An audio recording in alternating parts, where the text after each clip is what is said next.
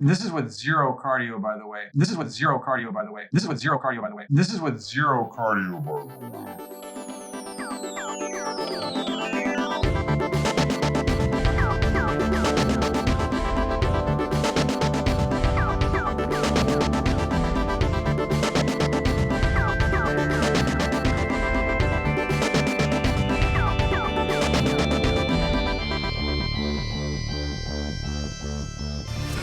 About to run solo round.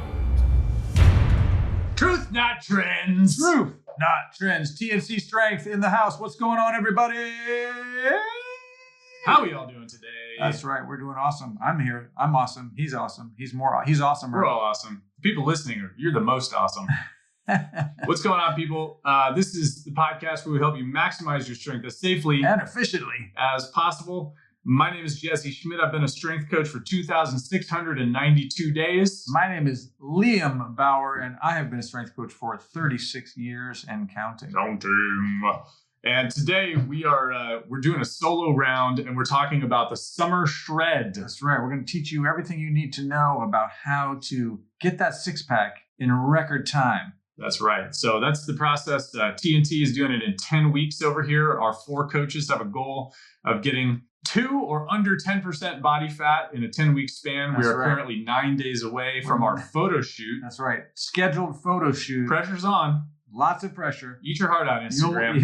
That's right. You'll learn all about the details in this episode. But before we get to the news at 7, don't forget that, if you're out there and, you're trying to do a shred, you need to hit those protein numbers. Woo! You need some nutritional support. Head on over to the TNT store to check out our 5 incredible supplements. TNTstrength.com. That's right. We've got a delicious, nutritious whey protein. You can't go wrong with that. You got to hit those protein numbers every day. Why not have a chocolatey shake? Throw it in the shopping cart. That's right. Get it right there. Get some creatine monohydrate. Make sure you get the most out of those workouts. Little cognitive benefits. Boost the power output. Feel good. Feel strong. We got some probiotics to keep that gut health humming along. Some delicious omega fish oils to keep your joints happy, anti-inflammatory, all the good things that fish oil can do. And of course, some K2D3. Keep those bones, joints happy, the immunities, all the good stuff. They're all right there. Free shipping in the continental United States. Yum, yum, yum. Bite me outside continental United States. You got to pay for that shipping, and it's going to be an arm and a leg. That's right. But we can't help you there. But we love you anyway. So check out the shop at TNTstrength.com for those 5 delicious, nutritious supplements. And stay tuned for this solo round on the summer shred, aka how to get a 6-pack in 10 weeks or less.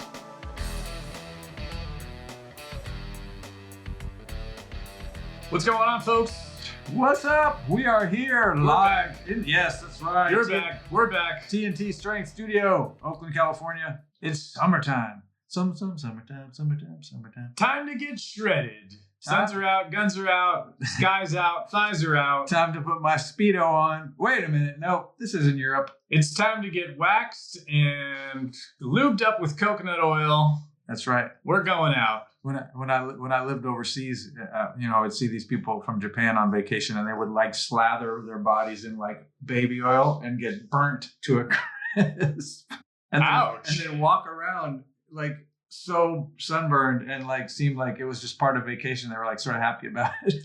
Sounds incredibly painful. Yes. So watch the hyake, people. Like many people this summer, the TNT coaching crew decided to get shredded. That's right. We decided to do the summer shred here at TNT, an internal team TNT challenge. Specifically, what we decided to do was a team challenge where over 10 weeks, we all try to get under 10% body fat. That's right. And right now we are 9 days away from completing that challenge. And so it's crunch time over here. Serious crunch time. Serious, not more crunch serious, wrap time. More serious for some than others. Crunch wrap time happens after the end of the shred. That's right. And we all go to T-Bell, late night T-Bell. That's right. Not only did we make a specific deadline, but we actually scheduled a photo shoot. That's right. So the that pressure's on. There's the pressure's on. It's a deadline to be shirtless, ready gotta look good, feel good.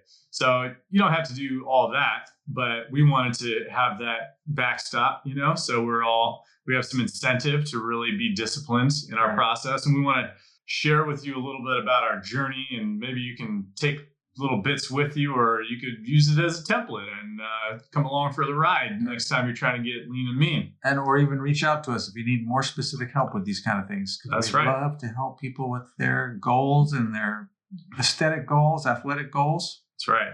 So, all right, let's say just you and me, right? Because we got also 2 other coaches participating in this process, and they had different starting spots. But what was your starting body fat percentage? So I think I've been in the 17 or 18% range at the beginning. And yearly, I kind of would do this kind of thing with myself anyway, like every year, usually around my birthday, which happens to be coinciding with even now. I would often try to lean down and go for that 10% or less range. And then we decided to do it as a team. So it just happened to end up around the same time of year for me anyway. Nice. And usually I'd say when I'm not like paying attention, I usually end up walking around in that 15 to 17 range on average with, if I'm just living life.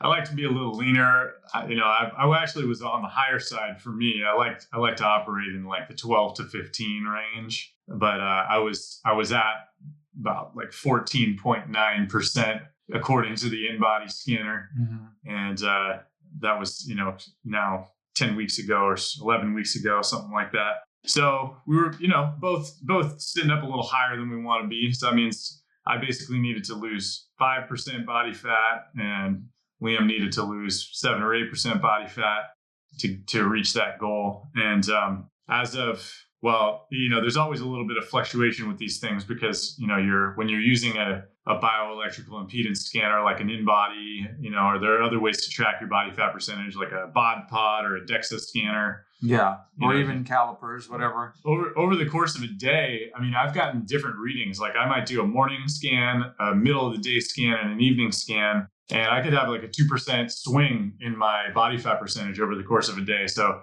we always tell people, don't hang all your hopes and dreams on your scan. Don't, it's not gospel. Just use it as a general marker for progress. Yeah. And that's true. Like we talk about this all the time in the podcast that, these things are set like basically a trend is really what you're looking for. None of these things are exact or perfect. And that goes for, calorie burning and devices, steps, and all these things, right? People can wear a Fitbit and an iWatch and get different even step rates. You know what I mean? Yeah, that's true. So don't worry about it. Just set the trends, use the general information. This is just normal for that stuff to fluctuate. So as of today, my highest scan was basically 15% body fat. My lowest scan was 8.2. So I've already sort of I've reached the goal, and now I've got 9 days to really, stretch myself and see how low I can go and get like really super shredded. Right. And what's your progress been like so far? So I transparently have been sort of all over the place. So usually in the past, I'm pretty successful at sort of setting that time and kind of just dialing it in. And for whatever reason, I have not been as consistent. So I've been hovering up and down, staying in those mid-teen ranges. But interestingly enough, I realized, it was coming up close on crunch time. I started really getting serious. I've been telling everybody I was going to make it by next Friday. We're literally 9 days away. 9 days away. And nobody thought that was true because I was like 18%, I think, like a couple weeks ago or whatever. And in the last 10 days, I've dropped from 18 to 16 and added 2 or 3 pounds of muscle. And my body weight is hovering in a similar position, but my body fat percentage has dropped about 3 points and my muscle's gone up a few pounds. So things are moving in good directions. And that's literally within 10 days. So pretty short amount of time. And in the past, I've mentioned, what I consider to be a pretty solid effort was, from in 55 days going from 17 to 7%. And that was, again, this is with zero cardio, by the way, just nutrition manipulation and strength training. Yeah. So we'll kind of get in. So that's what the results have been like so far. We'll see in 9 days where TAKU's at, if he's able to get down to that 10% mark. And if I'm able to drop even lower than the 8% that I've seen so far. But let's talk a little bit about the commonalities between our approaches and some of the differences. So I think one of the commonalities, obviously, is that we're both trying to be in a calorie deficit, and probably a deeper calorie deficit, especially you, because you've got more ground to make up over a short period of time. For sure. But maybe a deeper deficit than usual. Usually with clients, we kind of coach them to lose a pound of body fat a week. So, in our 10-week challenge, if we were following that advice, we would lose 10 pounds. But I can tell you that, if I do what I think I can do, which is get down to 155 pounds, I will have lost 20 pounds of body fat. And I haven't lost any muscle throughout this process because I've been doing my 2 strength training workouts a week. I do run 7.5 miles once per week. But that only burns about an extra 750 calories. So that's like an extra 100 calories per day over the course of that week. So it's not a significant. Exercise is not an efficient way to burn calories. Don't get caught up in that thinking. Do you need a few extra calories? Sure. But it's not, when people say, I exercise so I can eat. You exercise and you're probably adding to a calorie surplus if you have that mentality. Unfortunately, that's often common. So like people, the whole deficit concept gets lost on people. They I've seen it so many times where they like say, well, I burned 500 doing X activity, maybe it was, stair climbing, whatever. And so now I'm going to go have that 500 calorie piece of cheesecake or whatever, right? And they're like, they don't have a deficit at that point, right? They're just filling it back in. And if they're lucky, they're at maintenance. Yeah. So that speaks to the Liamism that you always talk about, which is, you have to eat for the person you want to be, not for the person you are now. And if you want to be a leaner person, the fact is you just have to take in less energy, read calories than you were before. Absolutely. Yeah. You got to feed that guy. So we're both in a calorie deficit. And how do we know that we're in a calorie deficit? Well, we both track our calories pretty meticulously. And I will say, because we use an InBody, which has cloud storage, and we have been using an InBody for as long as I've been a trainer, I can see all of my data going back to the beginning of being a trainer. So this I have InBody data from 2017 when I got down to my lowest body fat percentage then, which was 9.5%. And I can see now that I have the same amount of muscle that I did then and with slightly lower body fat, which is, I think, pretty phenomenal almost at any point in life to be 7 years older and have the same amount of muscle that you did then. Sure. And keep in mind, as of this recording, I'm very near my 62nd birthday. And again, as I just mentioned, in 10 days, I managed to get my body fat down several points and my muscle up several points at 62 years old, right? So people would think that maybe that's not something that can be done. And obviously, I'm not doing anything magical. Similar to Jesse, I'm doing a couple of hard strength training sessions a week that take probably less than 30 minutes. Yeah. And, the usual stuff with us, basically one hard set, 4 or 5 exercises, total body, just simple stuff.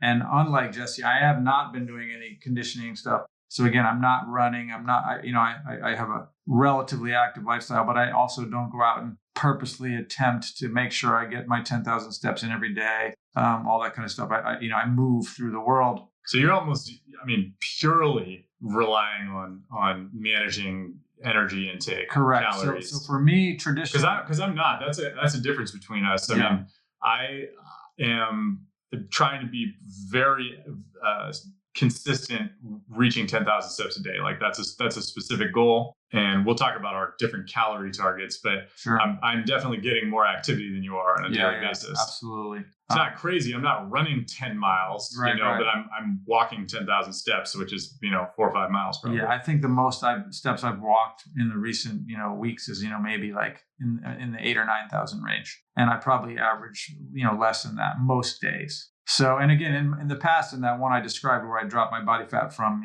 17 to 7 in 55 days, I did 0 cardio in that time as well. I was strength training 3 times a week back then on a split, like a push-pull legs. Yeah, and I was obsessed with, chest training at the time. So I did chest, shoulders, and triceps on one workout, and I did legs, legs, chest, and, back or whatever on the other workout or something. I think I did chest twice and everything else once. Yeah.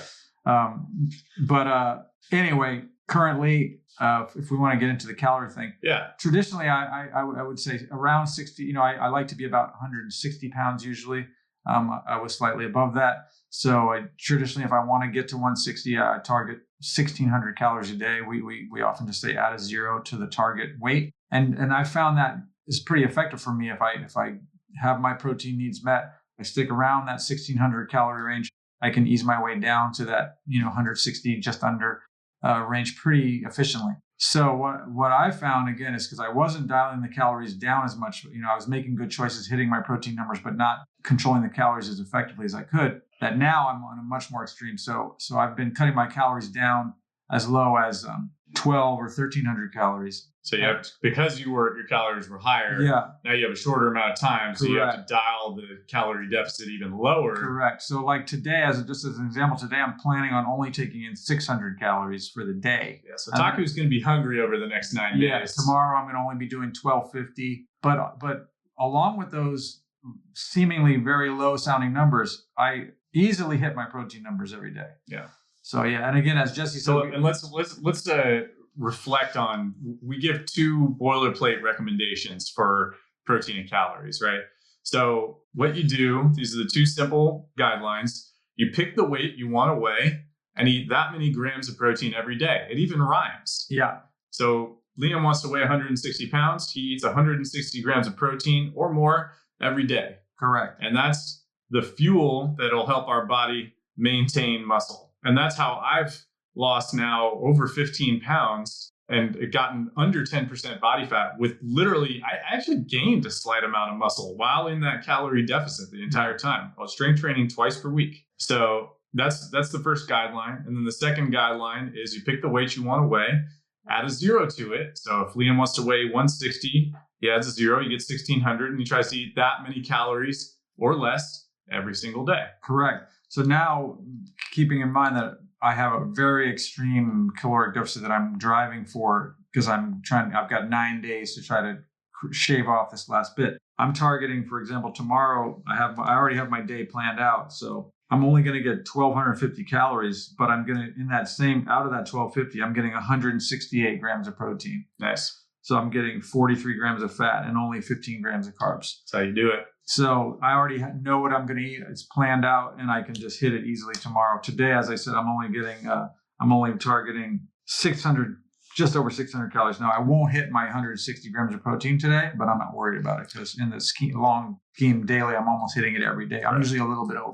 So how does he know what his day looks like tomorrow already? He's using an app to track his food called Carb Manager. And it doesn't matter what app you use. You can use MyFitnessPal. There's a bunch of other ones. Yeah, Lose It. Yeah, there's a bunch of them out there. A bunch of other ones. But that is something that's consistent between all the coaches as we're going through this summer shred process. You don't know where your calories or your protein are at unless you're logging them. And I know, this can seem tedious, but if you have a goal that you want to hit, you have to be tracking what you're doing. Are any of us, Liam is kind of an outlier. He likes to track his food every single day, good or bad. I don't. When I feel like getting leaner, I do, because I understand, and this is a lesson that I've learned. We can kind of segue into some of these different lessons here, is that, almost everybody overestimate or underestimates the amount of calories that they're taking in, myself included. And so I'll say that, I started I might've been as high as 175 pounds, and I set a goal. I was tracking my food and calories and macros every day. And I set a goal of getting down to 165, and I got there, and then I wasn't really moving, and I was, that was several weeks ago, and I'd said, okay, well, I've gotten here, let's try to get to 160, and I realized that I needed to drop my calories even lower. Yeah, and so I set my goal from, I was shooting for 1,600.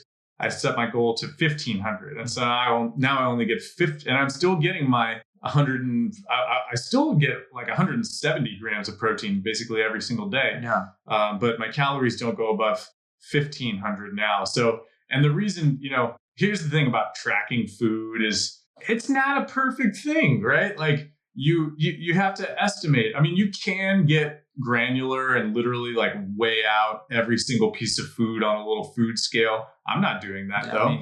I look at a bunch of chicken thigh, and I say, okay, well, this is about a pound right here. I'm going to split that in two, and I'm going to have one meal where I have 8 ounces and another meal where I have 8 ounces of chicken thigh. And I use my app, and it'll tell me roughly how many calories and how many calories and grams of protein are in that food. And that's what I'm using. I'm not getting hung up on being absolutely perfect with every single detail, and the results are happening. Sure. That's the key. I think so many people get hung up because maybe they question the accuracy of the app and is it precise enough? And I don't like tracking it. It's so tedious. Well, do you want the result or not? Yeah. Because that's how you get the result, and by dealing with the tedium that gets you there. I can tell you too that, again, I tend to be a pretty low carb. It's just a place where I feel comfortable. So I'm manipulating primarily what's manipulating my total calories is fat. So like I can, between my lowest days, which like tomorrow is 1,250, and my average day, which is also about 1,500, because again, that's a deficit for me as well. I zigzag. I like to zigzag. I can talk more about that in a second. So the only change I make between the 1,250 day and the 1,500 day is how much fat I take in. Right. And I just bump the fat up or down, and the carbs are identical, and the protein stays identical. And so and that can be one slight variant, and bam, I've dropped it down by that several hundred calories or up. And the more you do this, like anything, it gets easier and easier. And that's true of the tracking as well. I mean, these apps are all very similar, but I mean, another thing that can be useful, and people will fight this and resist it, is if you have a specific body composition goal, you have a very specific, you're doing it for a competition, for a photo shoot, for a wedding, for a high school reunion, doesn't matter what, right? Then if the more you dial in the details, the better it'll be. Tracking seems tedious, but once you start to do it, what can be useful is figuring out what you like and then eating the same thing almost all the time, right? I eat almost the exact same meal every single time for breakfast or for lunch or whatever. And that way, all I do is copy and paste it from Monday, Tuesday, Wednesday. So in the app, I just go copy Monday to Tuesday, copy Tuesday to Wednesday, right? Because I already know what I'm going to do. Yeah, you kind of need to pick a lane. These days, there's a lot of like entertainment around food. You go out to a restaurant and, it's about the entire experience, right? It's not just the food, it's the ambiance, it's the atmosphere, But when you have a body composition goal, you have to cut that other stuff out. Like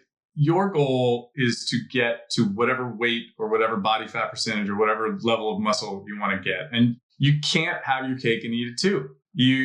Unless you're one of the chosen few, who naturally sits at a 5% body fat percentage without expending any effort. If you're a normal human being like most of us are, you for the short term, for whatever period you decide to do one of these, trim down phases, you got to figure out a way that works for you. So for Liam, you just heard that, like, he likes to eat the same thing, most days, so you can just copy and paste meals from one day to the next. So that's one strategy you can use. One strategy that I've been using, and I'm similar, by the way, I tend to eat. I have a coffee and scoop of protein powder shake in the morning, and then I do a pint of liquid egg whites with another scoop of protein. That's sort of my mid-morning kind of snack. And then I do mix it up with my proteins. I've been eating like a stir fry with, chicken or beef, or I do a lot of chicken and beef basically, and throw in some veggies. As I've gotten leaner, because of what you mentioned, fat has twice as many calories in it as protein and carbohydrates. So I have actually sort of been limiting fat and increasing my carbohydrate intake. I'm not eating junk food. I'm eating like basmati rice, in my stir fry. So what I like to do, here's a little pro tip. I like to cook my rice in pickle juice. I like that sour flavor. So I'll cook rice with some pickle juice and some spices, and then I'll throw in, some sauteed veggies and some meat. It's delicious, man. Yeah. I'm having fun. I mean, last night, so I also do stir fries quite a bit. And last night I made one, but as I mentioned off the air, that, I made the mistake. And again, these things can really play into the game. I decided I wanted to eat a half an avocado, right? Sounds like pretty innocuous, but it bumped me out from 1,500 to 1,700 calories, right? It's a 200, just that little piece of avocado. It tastes delicious. That makes sense. Is it bad for me? No. Is it an unhealthy choice? No. But I have a specific goal, and calories are part of that goal, and it is pushing me above the numbers that I'm trying to shoot for. So I didn't make a bad choice. I mean, it's not like I went out and ate a box of Krispy Kreme donuts, but it still is against my goal for the moment. Hey, what are those guys doing here? Whenever I feel like I'm stalling out on my bench press, I know I need a new strength curve. Whether you're stalling out on the road or stalling out in the gym, you need something with great engineering. That's right. And So I look want for the pendulum. pendulum. Pendulum. Not just your average strength machines. No, they have smooth strength curves. Amazing rigidity. And did we mention the engineering's fantastic? That's right. Not to mention, they come in cool colors. Like red. And silver. Well, that was kind of weird. What was that all about? Back to the interview.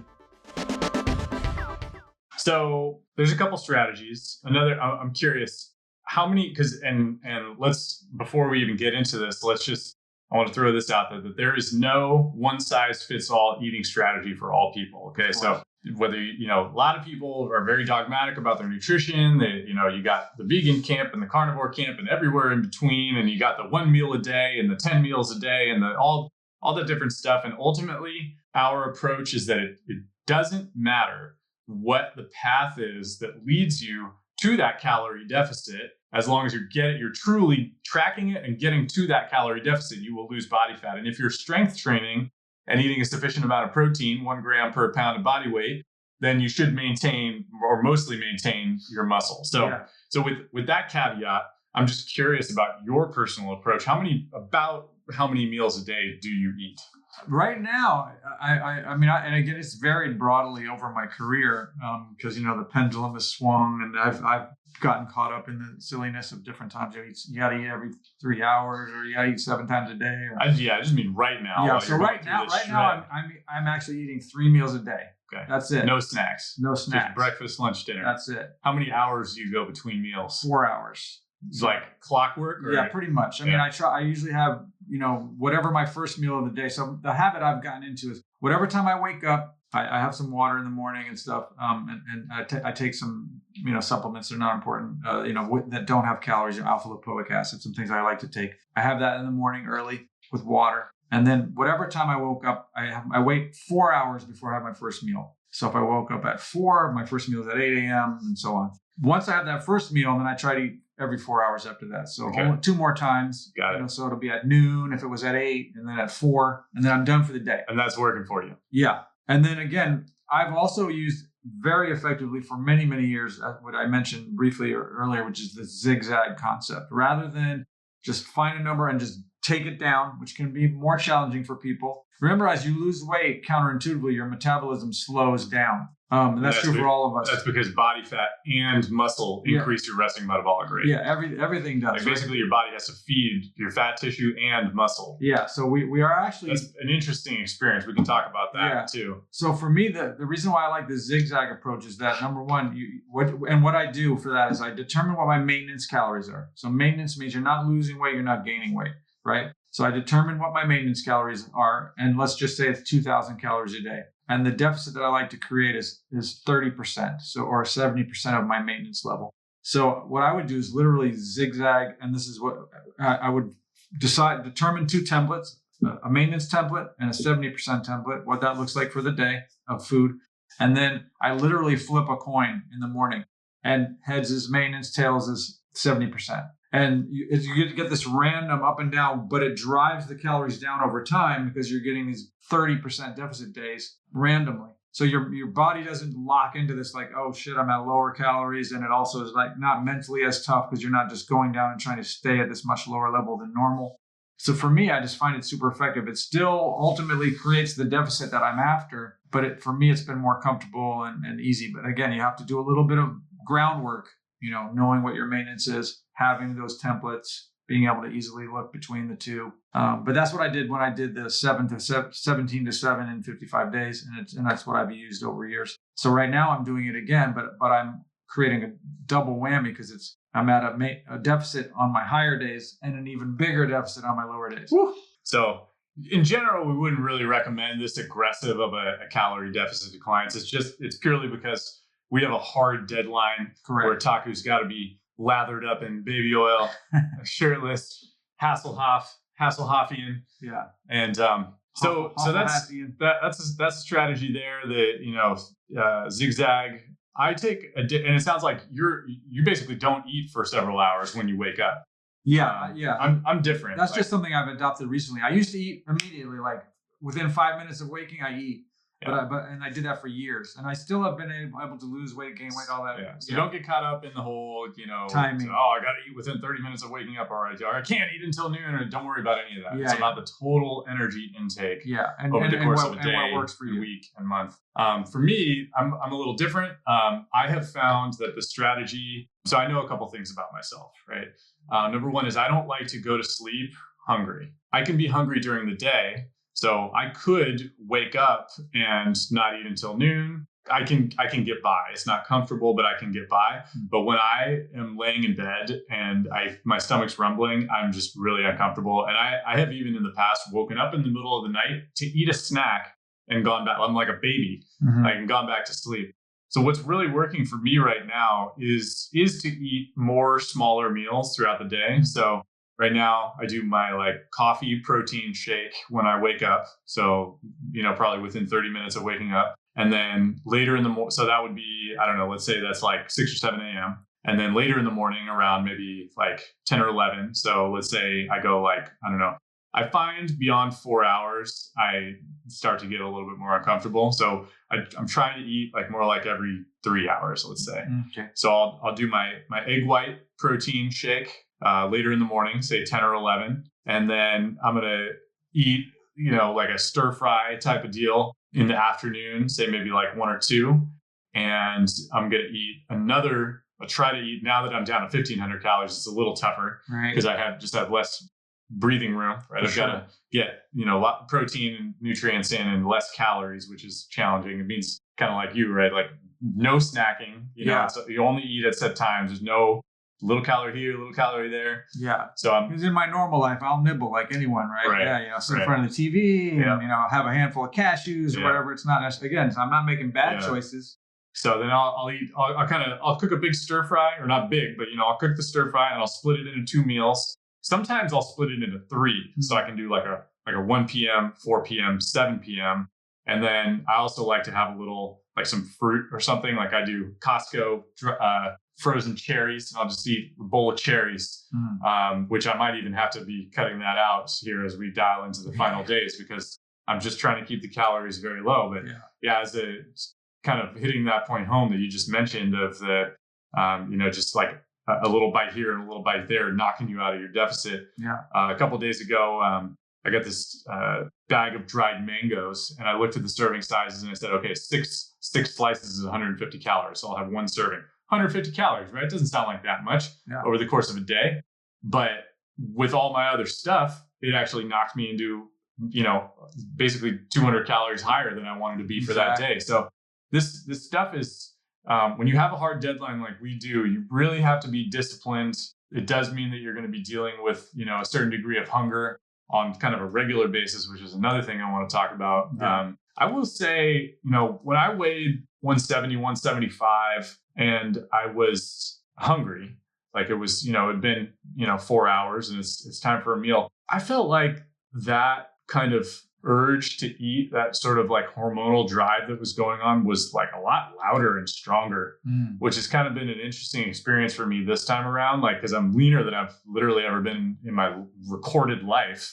And now it's kind of funny because hunger is just sort of like a low level of hunger is just kind of ever present right now, because I'm just so lean. Yeah. Something bodybuilders can relate to. Yeah. But the volume's turned down. So it's the funniest thing. So even as an example, me and my girlfriend like to go to Costco on Friday nights sometimes because it's not packed, like it is on the weekend. So I had eaten lunch, I think around like 2 p.m. And then I came back to the studio to train a block of clients. And I didn't eat anything in between lunch and when we got back from Costco, because I trained a bunch of clients and I went home. We drove to Costco, shopped, and we got home, unpacked everything, right?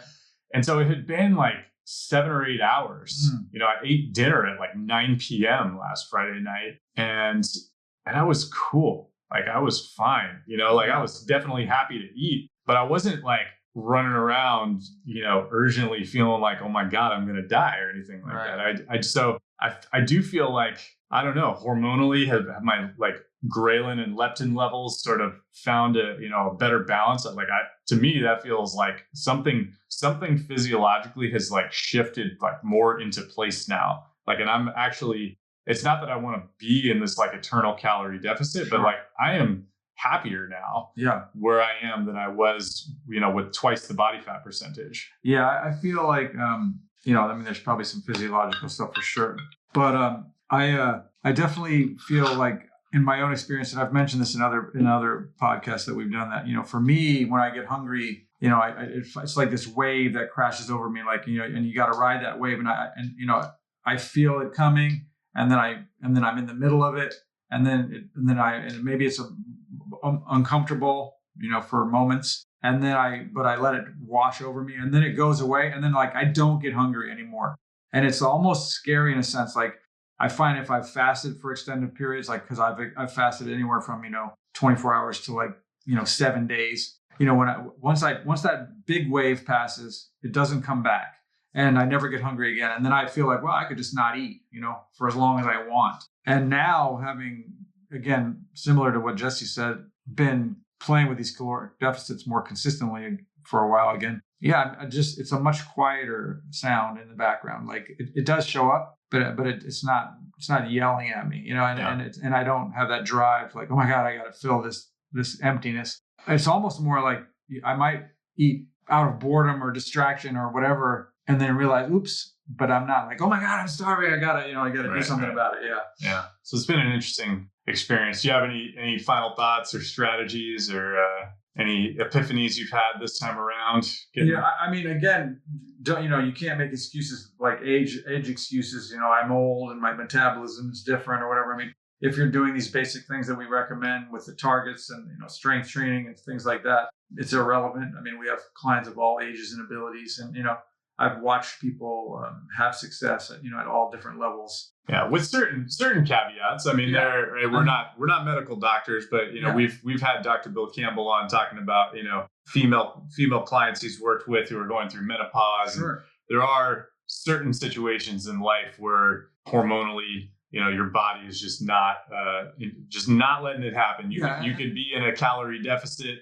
You're tracking it meticulously, and you're just not, your body is not releasing that body fat. There's realities to these things, you know, physiologically. But I was talking with a couple clients. We got you know, a handful of new parents, and one guy said something you know, that resonated the other day, and he said, you know, because he's got a 1-year-old, he said that he thinks his body composition is almost entirely dependent on the amount of sleep he gets, which, you know, 5 hours of sleep is like his standard.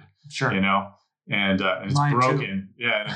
And it's broken. Right. So, you know, we know that when you sleep less, right, cortisol levels rise, and cortisol is a stress hormone that causes you to hold on to excess body fat. So, you know, if you are in a chronic sleep deprivation situation, that could be another situation where you're not able to, despite your, you know, meticulous calorie tracking and protein eating and, you know, resistance training, it might be still really tough for you to lose body fat. Yeah, I think, you know, the thing, some of the takeaways are, you know, how simple the formulas are that we've offered, right? Add a 0 to the target weight to have a gram of protein per pound of target weight. And, you know, so remember that we're talking about ideal weight, target weight. Like, so if you weigh 250 pounds now and you want to be 200 pounds, you know, that's that idea of don't feed the 250 pound guy, right? Or gal or whoever. You feed the person you want to be. So 200 pounds. So you don't need more than 200 grams of protein, whatever that target goal is. Don't underestimate the power of the protein, right? You know, like people always think they're getting plenty, but they're not tracking. They don't know. It's the most important nutrient when it comes to muscles, support bones. It regulates all sorts of hormones. It's literally the most important one to keep consistent. The other two, fats and carbohydrates, can be levers that you can pull up and down. If you prefer more carbs, eat less fat. If you prefer more fat, eat less carbs. You have to control it somewhere, but it doesn't matter where, right? But the protein numbers, you must hit those numbers. So you just have two things to play with. That's it. Fat or carbs, pick the one you want. Like Jesse said, he's added a little more carbs, right? I tend to go lower carbs, but I can just manipulate that up and down super easily. One final thought I have, those are good reminders. One final thought I have is I like to do obstacle course racing. I run Spartan races. I like to rock climb. I run basically a 10K on Friday mornings. That's sort of my regular routine. And both of us strength train a couple times a week. I have noticed that being in a calorie deficit, I do not have my best athletic performance. Now that's different than being lean. Okay, I'm talking about when I'm hungry, when my body's in a deficit, I can just feel myself. I don't have the same explosiveness when I'm lifting weights. I don't feel like I'm running as fast as I can. So in a couple days, in 3 days, I'm going to run a Spartan race. It's a 10K, and with 1,000 feet of elevation, 25 obstacles, something like that. And so I'm going to be eating at a maintenance level, basically like the night before and the day of, because I don't want to be hungry during that race, because I know I'm going to run faster because I'm leaner and I'm carrying less weight and I just feel better athletically and more efficient. But so I want to contrast those two states of there's the deficit and then there's just the being leaner, right? The being leaner is the result. The deficit is the way we get there. And I can feel that being leaner because I rock climb, I'm actually climbing like very close to my best that I've ever climbed, like the toughest routes. And I'm also not really climbing very often, like once or twice a month. But when I go to the rock gym, I'm climbing, very close to the most difficult routes that I have ever climbed, even at the peak of my, climbing consistency. Mm-hmm. So these are kind of, I guess I just mentioned that because I'm realizing, there's a whole reason we do this stuff, right? We're both doing the photo shoot, but I'm going to see. It'll be very interesting as I do this Spartan race here, because it'll be the leanest I've been running a race. We'll see where my results stack up. My best finish so far was 36 out of 1,900, and I'm gunning for a top 20 finish. And I think this is, probably my best shot so far to get there. Yeah. And I think that, you're making a wise decision to bump the calories up on those days. Yeah.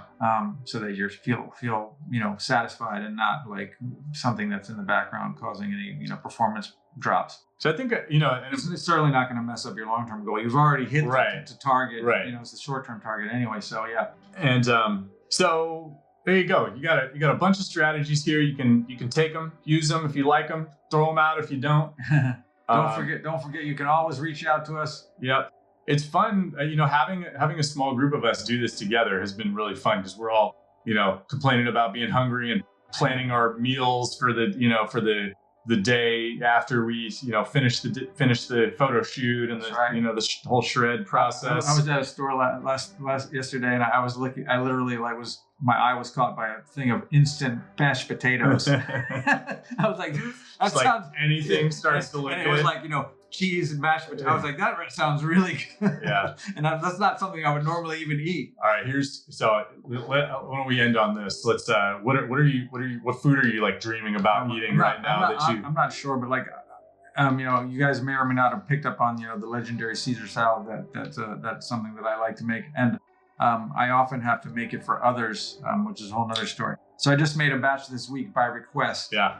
For some woman who was having a party. Nice. And she's like, I need to feed 10 people and I want one of these amazing. So I made a homemade croutons and I didn't eat any of it, which was horrible, because anytime I make it, I always have some for myself. And all I did was taste it. I said, it tastes great.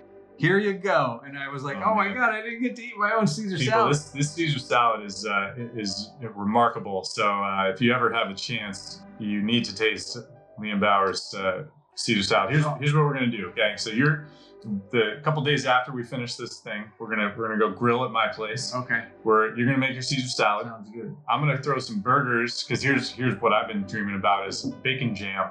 I have we're some making bacon some- jam at my house. homemade bacon. Oh, there you go. Homemade, That's come on, homemade, TAKU, baby. homemade Yeah. bacon jam. Homemade bacon jam. We're making 5x5 burgers, Oh my bacon God. jam. It's going to be amazing. And Caesar salad on the side. and I will make croutons for this one. So we can, so it's we going can, down. people. homemade croutons, baby. So that's that's kind of the fun thing too, is right. We have this big goal we get to do together, and then we get to celebrate afterwards with hopefully when we got some really great pictures that document the process. So Right. I think in general, like in life, we need to have. Stay tuned for the TNT calendar. Yeah. Oh, that's right. We'll produce the calendar. I think in life, right, we have to have stuff to look forward to, right? We have to have, especially after you become an adult, right? There's no more Sweet 16 and graduation and getting into college, right? You got to create these things for yourself. And if you can find a group of people to do it with you, all the better, because then you get to celebrate together, and it's, something we all can bond over. So, And I have to say, the rest of the team is making awesome progress too. that's true. And if everybody, it's not so much about, right, like getting to 10% body fat, right? It's about the lessons we learn along the way. Is being at 10% body fat a healthy or realistic physical or psychological state for people to be in? Maybe not, but it's about knowing if I want to be disciplined and get down there, I can. Sure. I have the ability, I have the will, ability, and skills to do that if I want to. Yeah. So hope you listeners take that with you, and enjoy the rest of your summer, and we'll stay tuned for the results of the Send summer us shred. before and after pictures. That's right. Boom, baby! What's up, people? Thank you so much for listening to this episode of Truth, not trends. That's right here at TNT Strength Headquarters, Truth Not Trends. Please, if you enjoyed this episode, subscribe, rate, and review us on whatever platform you're listening to us on. And don't forget to share with a friend. You can find us on the web at tntstrength.com. That's right, TNT Strength now coming to you in person at 5255 College Avenue in Oakland, California. You can call the studio 510-768-5421. You can also text us at 855-796-9905. Or shoot us an email at contact@tntstrength.com. And whatever you do, stay off of that stupid blue bubbly boasting. Ooh, that was pretty good. Mixed and edited by Desmond McNeese for We Mixed It, LLC. Go to whatsoundsawesome.com.